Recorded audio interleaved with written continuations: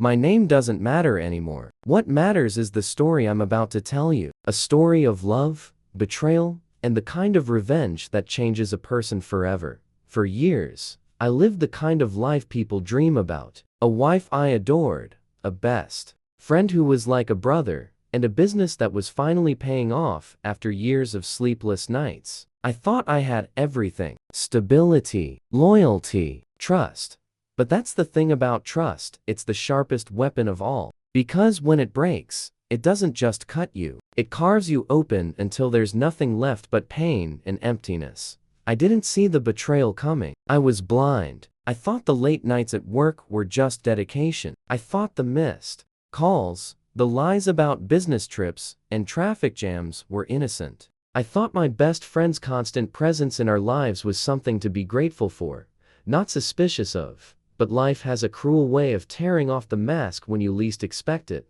The night I learned the truth was the night everything I believed in died. My wife wasn't mine anymore. Her heart and her body belonged to someone else. And the man who had been like a brother to me, he was the one she gave them to. Together, they took my love, my trust, and my future, and they ripped it apart as if it were nothing. And as if that wasn't enough, they didn't just take my family. They took my livelihood, my best friend, my business partner, siphoned money from under my nose, forged documents, and left me drowning in debts I didn't create. By the time I realized, it was too late. My company gone, my house sold, my reputation ruined. I remember standing in the ruins of my own life, asking myself, why? Why would the people I loved most destroy me? Why wasn't I enough? But then, something inside me changed.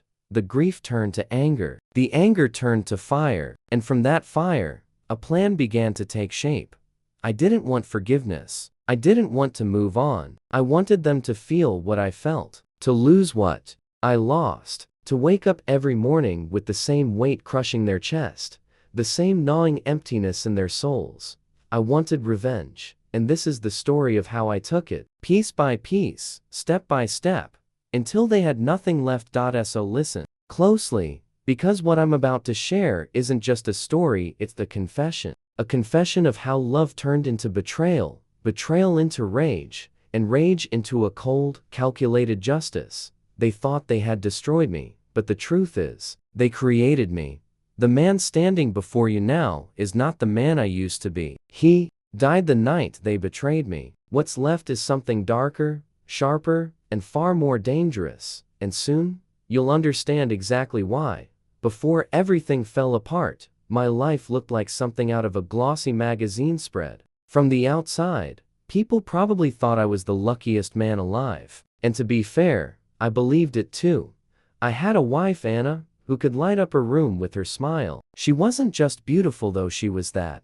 With soft features and eyes that could disarm me in an instant. She was also the person I trusted more than anyone in the world. I used to look at her and think, how did I get this lucky? Then there was David, my best friend since high school. The kind of friend who stood by me through every mistake, every setback, every small victory. We built our business together from the ground up. We were scrappy kids with no money and big dreams, working out of his garage at first, eating instant noodles at midnight, swearing we'd make it big one day. And slowly, we did. By the time I hit my mid-30s, things were finally coming together. The company was growing, bringing in real clients, real profits. We bought an office. We hired employees. Suddenly, I wasn't just another guy trying to survive paycheck to paycheck. I was a business owner, a man people respected, and I had the family to match. Anna and I had just bought our first real house together. It wasn't a mansion, but to me, it was everything. A small backyard where we talked about planting a garden. A spare room we dreamed would one day be a nursery. We'd host dinners with friends, with David often sitting at our table, laughing, drinking, telling stories of how far we'd come. On Sundays, I'd wake up early, make coffee, and watch Anna asleep, her hair tangled on the pillow, her breathing soft and steady. And I'd think, this is it. This is the life I always wanted. It wasn't perfect, of course. We had arguments like anyone else. Stress from the business sometimes kept me at the office longer than I wanted. But I thought we were building something together, me, Anna, and David. A future, a legacy, and back now, see the little cracks I ignore. The way Anna would sometimes look distracted when I spoke, like her mind was elsewhere. The way David had become more controlling at work, insisting on handling finances himself, saying I should focus on the big picture. At the time, I brushed it off. That's what trust does to you, it blinds you to the warning signs.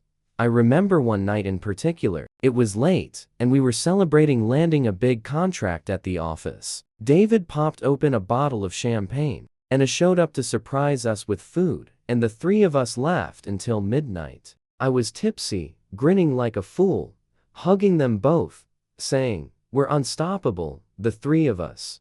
And they smiled back. But now, when I replay that memory, I wonder what was behind those smiles. Guilt? Amusement? Or the thrill of knowing they were already betraying me, and I was too blind to see it. At the time, though, I felt untouchable. I thought I had it all: a beautiful wife, a loyal friend, a growing business. I thought life was perfect, and that's the cruelest part of this story, because perfection is always an illusion, and illusions shatter. Every perfect picture has cracks, you just don't notice them until it's too late. Looking back now, and see the signs as clear as day. But at the time, I brushed them off. I told myself I was imagining things. I wanted to believe in the life I thought I had. It started with Anna. She'd always been affectionate, the kind of woman who'd text me in the middle of the day just to say she missed me, who'd kiss me on the cheek when I was buried in paperwork, reminding me what all the hard work was for. But slowly, that warmth began to fade. Her phone became a constant companion. She kept it face down on the table, locked with the new password I didn't know. When I asked her about it, she laughed lightly, brushing it off. Everyone protects their phone these days. I wanted to believe her, but the way her eyes darted away, the way her smile didn't reach her eyes, told me otherwise. Nights grew longer too. She claimed she was busy with late meetings or helping a friend. I'd wait up for her sometimes, the house quiet except for the ticking of the clock on the wall. When she finally came home, she'd smell faintly of perfume that wasn't hers. She'd head straight to the shower, avoiding my eyes. I told myself she was tired. I told myself she deserved her space. But in my gut, something twisted. And then there was David, my friend, my brother, my business partner. For years, we'd split everything evenly, down to the last dollar. But as the company grew, he became more guarded with the finances. "Let me handle it," he'd say. "I'm better with numbers. You focus on the clients, the strategy." At first, it made sense. But then the report stopped coming regularly. When I asked questions, he gave vague answers, brushed me off with a pat on the shoulder. "Don't worry about it. I've got it covered." One afternoon, I walked into the office earlier than usual and found him quickly closing his laptop. His face pale. He smiled, but it was the kind of smile that hides something. "You all right?" I asked. "Yeah," he said too quickly. "Just stressed. Nothing to worry about." I told myself he was tired, overworked. I told myself he wouldn't hide anything from me. After all, this was David, my best friend. But the seed of doubt had been planted. The first real crack came during a dinner at home. David had joined us, as he often did. The three of us sat around the table laughing, drinking wine. But that night, I noticed something I'd never seen before: the way Anna looked at him when she thought I wasn't watching. It was fleeting, subtle, but it was there. A softness in her eyes, a connection. And David, he looked back. It was just a moment, maybe a second at most, but it burned into my mind. I told myself I was crazy, that I was tired from work, imagining things. But when David left that night, I couldn't shake the feeling. Anna kissed me goodnight, but her lips felt colder than usual. The cracks were there. I just refused to see them for what they really were. Because to admit the truth that my wife and my best friend were drifting into something I couldn't control would mean admitting my perfect life wasn't perfect at all. And I wasn't ready for that. Not yet. There are moments in life that split everything into before and after. For me, that night was the line in the sand. It was late, nearly midnight. I'd been working late at the office, trying to finish up a contract, when my laptop froze. Frustrated, I decided to head home. The streets were quiet, the air thick with the kind of silence that only comes after midnight. When I pulled into the driveway, Anna's car was there. David's car wasn't. That should have been the end of it. Nothing unusual, but as I reached for the doorknob, I noticed something. The faintest glow of light spilling through the curtains from the living room. It was dim, softer than usual, like the lamps had been turned low. And then I heard it, laughter. Anna's laugh. A sound I hadn't heard directed at me in weeks. At first, relief washed over me. Maybe she was finally in a good mood. Maybe we could reconnect tonight. But then I heard another voice. A man's voice. Low, familiar. David. My hand froze on the knob. My chest tightened. For a moment, I couldn't move, couldn't breathe. I told myself it wasn't what it sounded like. He must have just stopped by. Maybe they were discussing something important. Maybe, but then I heard it. The sound of a glass clinking against another. Anna's voice, soft and playful. Just one more, and then, maybe we won't stop this time. The words cut through me like a blade. I pushed the door open, my heart pounding, and what I saw will haunt me forever. Anna was on the couch, her dress slightly undone, her hair messy, her eyes shining in the lamplight. And sitting next to her, his arm draped casually over the back of the couch, was David. Their glasses of wine still half full, their bodies too close. They didn't notice me at first. They were too wrapped up in each other, too busy living a lie they had built behind my back. But when Anna finally looked up and saw me, her face drained of color. David turned too, his expression freezing in a way that confirmed everything I had feared. The room spun around me. My blood roared in my ears. Really? A voice cracked, trembling with rage. In my house? The both of you? Anna stammered, trying to stand, her hands reaching out as if to calm me. It's not what it looks like, but it was. It was exactly what it looked like. David didn't even try to deny it. He just sat there, staring at me with this hollow look, as if words would only make it worse. His silence was the confession. I felt my whole world crumble in that moment. The woman I loved, the friend I trusted, gone in an instant, replaced by two strangers who had chosen betrayal over loyalty. I wanted to scream. I wanted to throw something, to make them feel even a fraction of the pain tearing me apart. But all I could do was stand there, shaking, my fists clenched at my sides. Get out, I finally whispered. My voice was low, dangerous. Both of you, get out. Anna tried to speak, but I cut her off with a glare so sharp it shut her down. Instantly, David stood slowly, his face unreadable, and walked toward the door. Anna followed, her eyes glistening with tears she didn't deserve to shed. And just like that, they were gone. The house was silent again. But it wasn't the same silence as before. It was heavier, darker, the kind of silence that presses against your chest and makes it hard to breathe. I sank onto the couch, staring at the empty wine glasses, at the faint imprint of their bodies, still lingering on the cushions. My perfect life had been shattered in an instant, and the shards cut deeper than I could bear. But as I sat there in the darkness, one thought rose above the chaos, sharp and clear. They thought they had destroyed me. They had no idea what I was capable of. After that night, everything inside me changed.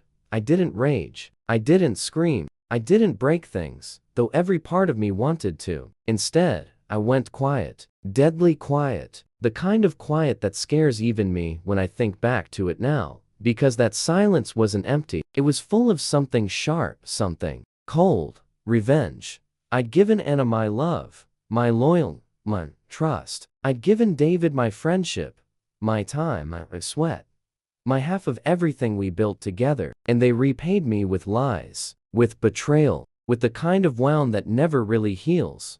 Fine. If they wanted to destroy me, I could return the favor, but I wouldn't do it with fists or screams. No, that would be too easy for them. Too merciful. They deserved worse. They deserved to lose everything just as they had taken everything from me. So I started planning at work. I forced myself to act normal. I smiled at employees, shook hands with clients, played the role of the man who had it all under control. David seemed tense around me, maybe suspecting I knew more than I let on. But I said nothing. I let him think he'd gotten away with it. Meanwhile, I started digging late nights. I went through old financial records, contracts, emails. I discovered things I should have noticed sooner: funds missing, accounts shifted, deals signed behind my back. David wasn't just betraying me with Anna. He was bleeding our company dry, slowly but steadily funneling money into a side business he hadn't told me about. That was his first mistake. I made copies of everything: emails, bank statements, invoices. I built a file so thick it could bury him in court. But I didn't stop there. I started reaching out quietly to a few trusted clients, planting seeds of doubt about David's management style. They didn't need much convincing. The truth has a way of spreading once it's nudged into the open. At home, Anna tried to talk to me. She left notes on the kitchen counter. She sent texts saying she was sorry, that she wanted to explain, that it was a mistake. I ignored them all. Not because her words didn't hurt, they did, but because I knew forgiveness wasn't in me anymore. Instead, I started watching her carefully. She thought she was being careful, sneaking around with David, but she underestimated me. I noticed when she left the house, dressed too carefully for a friend's dinner. I noticed when David's car showed up near places she claimed she was volunteering. And each time I took photos, screenshots, proof. Every betrayal became a weapon in my arsenal. But revenge isn't just about destroying the guilty, it's about patience. About waiting until they feel safe again. Until they believe they've won. That's when the knife cuts deepest. So I waited. Weeks passed. I acted like a man numbed by heartbreak, broken but harmless. I let Anna think I was withdrawing, too devastated to fight back. I let David believe I was too focused on salvaging the company to notice what he was still doing behind the scenes. But inside, I was sharpening my blades, metaphorical ones, the kind you don't see until they're already buried deep. And as I sat there in the dark, night after night, staring at the ceiling, while they slept soundly in their illusion of control, I whispered one promise to myself over and over: they will regret this, not just for a night, not just for a season, they will regret it for the rest of their lives. Revenge isn't about striking fast, it's about striking smart. If I stormed into their lives with rage, they'd paint me as the villain, the bitter husband, the jealous partner. No, I didn't give them that kind of power. I needed to make sure that when their world collapsed, no one would blame me. It had to look like it was their own fault. And so, I set the trap. The first step was David. He thought he had me fooled, hiding numbers, rerouting funds, pulling strings behind the scenes. But I knew everything, and I was about to use it. I reached out to one of our biggest clients, a corporation David had been courting for months. I arranged a private meeting, just me and their executive team, over coffee and polite smiles. I let a few slip-ups happen: documents I accidentally revealed, comments I shouldn't have made. Carefully, I painted a picture of David as reckless, dishonest, unstable. I didn't outright accuse him. That would have been too obvious. Instead, I planted doubts. And doubts, once planted, grow faster than weeds. Within a week, the client pulled their interest. David was furious, storming around the office, shouting at assistants, snapping at employees. He blamed everyone but himself. And the more he lost control, the more the team began to whisper.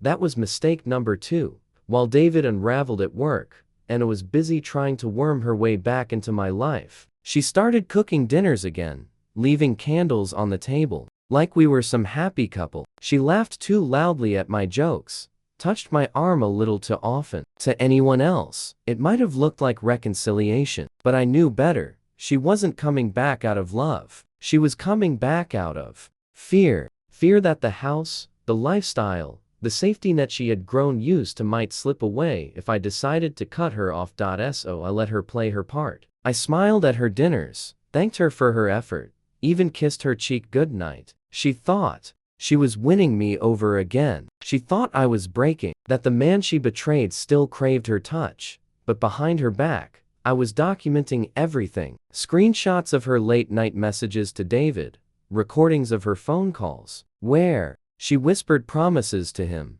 proof, undeniable proof, that their affair hadn't ended. And then came the moment I had been waiting for. One Thursday evening, Anna told me she was going to visit her sister.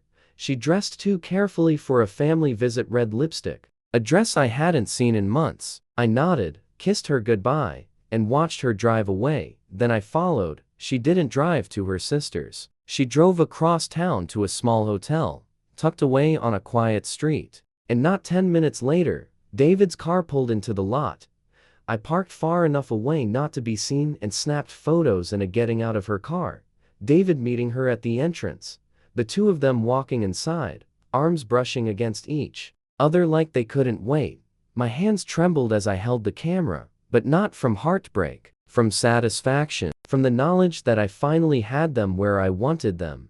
When they emerged hours later, disheveled and laughing, I had all the proof I needed. Photos, timestamps, evidence, enough to ruin them both in ways they couldn't imagine. But I didn't confront them. Not yet. Because this wasn't about one explosive moment of truth. This was about slow, deliberate destruction. This was about making sure they lost everything, their reputations, their money, their safety. And as I drove home that night, the photos sitting safely on my phone, I smiled for the first time in weeks. The trap was set. All I had to do now was wait for it to snap shut. If there's one thing David valued more than Anna, more than me, more than anyone, it was power. And power, for him, came in the form of money. The company was his lifeline, his ego, his proof to the world that he had made it. So if I wanted to hurt him, that's where I needed to strike first. But I couldn't just take the business from him. That would raise suspicion. No, I had to make it look like he destroyed it himself. So I started quietly, carefully. Every night after the office emptied, I stayed late. I had access to everything: emails, bank accounts, contracts. I'd pore over the records for hours, searching for weak spots, for places where a little push could cause a landslide. And I found them. David had been sloppy. Maybe because he thought I wasn't paying attention. Maybe because he was too distracted sneaking around with Anna. Either way, his arrogance was my weapon. He had signed contracts without reading the fine print. He had funneled money into side projects that weren't legally registered. He had taken shortcuts, ones that I documented meticulously. Then I started whispering, not to him, to the right people. A supplier here, a client there, a rumor about delayed payments, a quiet mention of financial instability. Nothing direct, nothing traceable. But in business, whispers spread like wildfire. One supplier pulled out, then another. Clients began calling me late at night, asking if everything was okay. I reassured them with half-truths, subtly pushing their doubt back toward David. He's been handling the numbers, I'd say with a sigh. I trust him, of course, but lately, I don't know. That was all it took. Within weeks, the cracks turned into fractures. Employees started questioning decisions, morale sank, deadlines slipped, and through it all, David grew more desperate, more erratic. I'll never forget the day he stormed into my office, slamming a folder onto my desk. His face was flushed, his tie crooked, his eyes wild. "What the hell is going on?" he barked. "Why are the clients pulling out? Why are suppliers demanding cash upfront?" I looked up slowly, feigning confusion. "I don't know, David. You're the one handling the finances, remember?" The color drained from his face, because in that moment, he realized what I was doing, turning his own control against him. But he couldn't call me out, not without exposing his own mistakes, and that was mistake number 3. Meanwhile, I had begun building my own safety net. Quietly, I reached out to a competitor we had both despised for years. I offered them something they couldn't resist: access. Access to our clients, our contracts, our insider information. All I asked for in return was a silent partnership, a position waiting for me when the time came. They agreed. And just like that, I had one foot out the door and a front row seat to watch David sink a tea home. And it was unraveling too. She could sense the tension, the collapse, though she didn't know the details. She asked me at dinner one night if everything was okay with the company, her voice trembling slightly. I smiled. It's fine. David's handling it. Her lips tightened. She didn't trust him, not when it came to money. And for the first time, I saw the tiny crack forming between them. Betrayal has a funny way of turning on itself. By the end of that month, the company was bleeding out. Investors were pulling back, creditors were circling, and David was drowning in problems he couldn't fix. And me? I sat back and watched. Calm, patient, silent. Because every empire falls eventually. And nothing is sweeter than watching the man who stole from you your partner, your brother, dig his own grave with his bare hands, and he didn't even realize that I was the one handing him the shovel. Destroying David's business was only the beginning. Money could vanish and be rebuilt. But what I wanted was deeper. I wanted to strip them of the illusion of love they thought they shared. Because that was their weakness. That's where I could make them bleed. See, betrayal isn't just about sex. It's about lies, whispered in the dark, promises made when they thought no one else was listening. And David believed they had something special, something real strong enough to justify stabbing me in the back. And so, I decided to take that from them. It started small, subtle things. And I would have dinner together, and I'd casually mention something David said at work. Not lies, truths. But I'd frame them differently. He seemed frustrated with you lately, say, sipping my wine, watching her face tighten. Or, he said he was tired of distractions. I never said her name, but I didn't have to. The seed was enough. Then, with David, I'd flip the script. At the office, I'd sigh and shake my head. Anna's been distant. I think she regrets everything. I'd lower my voice, just enough to make him lean in. She told me she doesn't know if you're serious about her.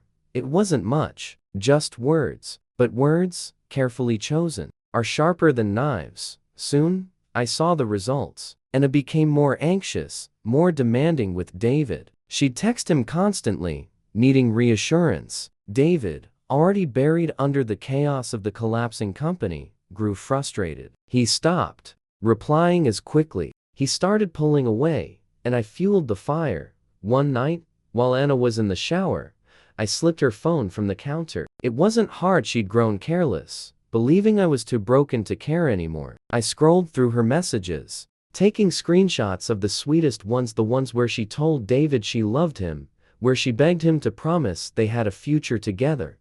Then I sent those screenshots anonymously to David's email. By the next morning, David was furious. Not because of the messages themselves, he knew about those, but because I made it look like Anna was sharing their secrets carelessly, leaving evidence that could ruin them both. The cracks between them widened. I wasn't done, not even close. The following week, I arranged a little accident. I left a hotel receipt one I had found in Anna's purse tucked into David's desk drawer at the office. It had both their names on it, a careless mistake she had made. I positioned it perfectly, so when David opened the drawer, it would be the first thing he saw. He confronted her, of course. I wasn't there, but I imagined the shouting, the accusations. She probably swore she hadn't meant to keep it, that it was just an oversight. But I knew David, his pride couldn't handle carelessness, especially when his empire was already burning. By then, the distance between them was obvious. At dinners, when David came by, Anna's eyes darted nervously, seeking reassurance he no longer gave her. David, meanwhile, grew colder, distracted, his phone buzzing as he scrambled to save what little he had left of the company. I watched them tear each other apart, piece by piece, and still, I wasn't satisfied, because the ultimate revenge isn't just in breaking trust. It's in leaving them with nothing, no love, no money, no safety. I wanted them to look at each other and see only the ruins of what they had destroyed. And I knew exactly how to make that happen. Up until now, everything I had done was in the shadows. Quiet moves, whispers, careful nudges that tore at their foundations while leaving me invisible. But every story of betrayal deserves a stage. And I was about to build one for them. I had collected enough evidence to drown them both: photos of them sneaking into hotels, screenshots of late-night texts, recordings of whispered phone calls. Every piece of their affair catalogued, time-stamped, undeniable. but I didn't want to just confront them in private. No, that would be too merciful. They needed to feel the weight of exposure, the shame of being seen for what they truly were. And so, I planned the perfect stage. A dinner party. Anna and I had hosted them often before. Friends, colleagues, family all gathered around our table, glasses of wine in hand, laughter echoing through the house. It was familiar, expected, so when I suggested to Anna that we invite a few close friends over to celebrate surviving a rough season, she agreed eagerly, desperate to believe things were getting better between us. David, of course, couldn't refuse either. He needed to maintain appearances, especially with the company collapsing. The night of the dinner, everything looked perfect. Candles flickered on the table, wine glasses sparkled, plates were neatly arranged. Our friends arrived, exchanging hugs and small talk, settling in for what they thought would be just another pleasant evening.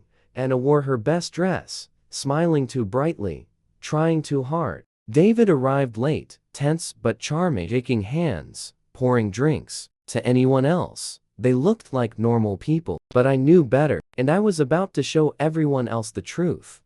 Halfway through the meal, I stood, raising my glass. I just want to thank everyone for being here tonight, I said, my voice steady, warm. It's been a tough year, but I've learned a lot about loyalty and betrayal. A quiet chuckle passed through the room, people assuming I was joking.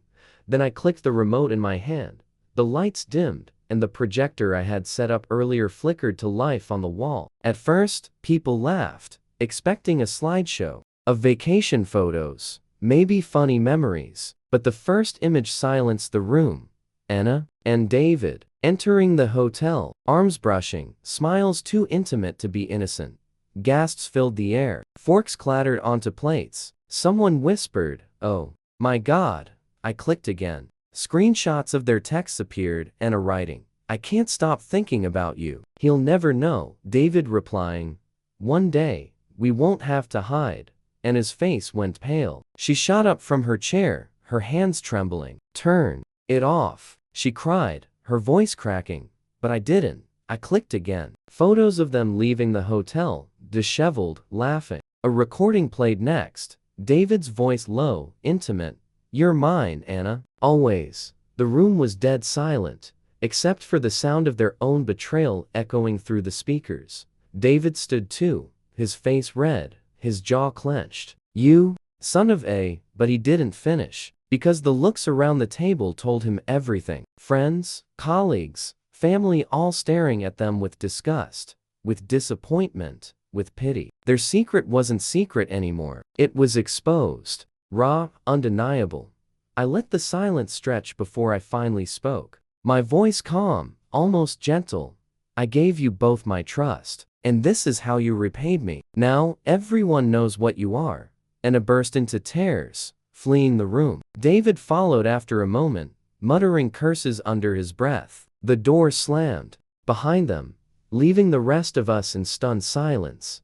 Slowly, people began to leave, some offering me sympathetic pats on the shoulder, others shaking their heads in disbelief. But the damage was done. Their reputations gone, their friendships fractured, their names stained, and I sat there, alone at the table, staring at the empty chairs where they had once sat. For the first time, I felt a flicker of satisfaction, but it wasn't enough, because exposure was just the beginning. I hadn't destroyed them yet, not completely. Revenge, if done right, is never rushed. It's patient, precise, a slow burn that leaves nothing but ash when it's finally over.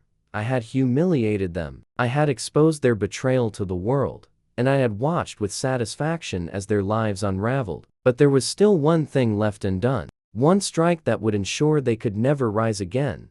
David's company was already collapsing, but he was clinging to it like a drowning man clutching driftwood. He was desperate, seeking investors, begging for loans, lying about numbers, just to keep the illusion alive. And Anna, well, she was a shell of who she once was. No job, no friends, no reputation. She had lost everything, yet somehow, she still leaned on David, the very man who had promised her escape from me. The irony was delicious, but I wasn't finished. See, long before this all began, I had been meticulous. With my records, every financial transaction, every shady deal David had tried to bury, every paper trail he thought he had erased, I had kept copies. He trusted me as his partner once, and that trust had given me access to everything. Now, I was going to use it. I packaged the evidence carefully: emails, invoices, falsified reports, bank statements that showed just how far he had gone to manipulate and defraud his own investors. I didn't just leak it online. I sent it directly to the people who mattered: the authorities, the press, the very shareholders he had lied to. It didn't take long. Within a week, federal investigators launched a probe. Headlines screamed his name: local businessman accused of fraud and embezzlement. News stations replayed clips of him smiling at charity events, juxtaposed against interviews with angry investors demanding justice. And David? He was finished. His office emptied overnight, his bank accounts frozen, his so-called empire stripped away piece by piece. The day they arrested him, I stood in the crowd outside the courthouse, hidden among the people, watching as he was led away in handcuffs. His once confident face was pale, defeated, and for the first time, I saw fear in his eyes. It was beautiful, but there was still an by now. She was alone, despised by everyone who once respected her. People whispered when she walked into stores. Parents pulled their children closer when she passed. She called me one last time, her voice hollow, broken. "Why?" she whispered. "Why did you do this to me?" For a moment, I almost felt something: pity, maybe a faint echo of the love I once had for her. But then I remembered the nights I lay awake, the images of her with him, the sound of their laughter, their promises whispered in the dark, while I was left in ignorance. "You did this to yourself," I told her coldly. "I just made sure everyone saw it." The line went silent. She never called again. In the weeks that followed, I walked through the ruins I had created. David rotting in a cell, Anna disappearing into obscurity, their once perfect little secret turned into a spectacle of ruin. And me? For the first time in years, I felt free. Not happy, not exactly. Happiness is fleeting. But there was a peace in knowing that justice, my justice, had been delivered. I had taken back control. I had turned their betrayal into their destruction. Some might say I went too far, that I should have walked away, built my life, let karma take its course. Maybe they're right. Maybe I sacrificed too much of myself in the name of vengeance. But when I think back to that night, the night I discovered the truth, the night my world shattered, I know I couldn't have done it any other way. Revenge wasn't just a choice. It was survival. And as I closed that chapter of my life, I knew one thing for certain: they would never forget me. Not Anna, not David, not anyone who had witnessed the downfall I orchestrated, because in the end, their betrayal had written the story. I just made sure the world remembered how it ended.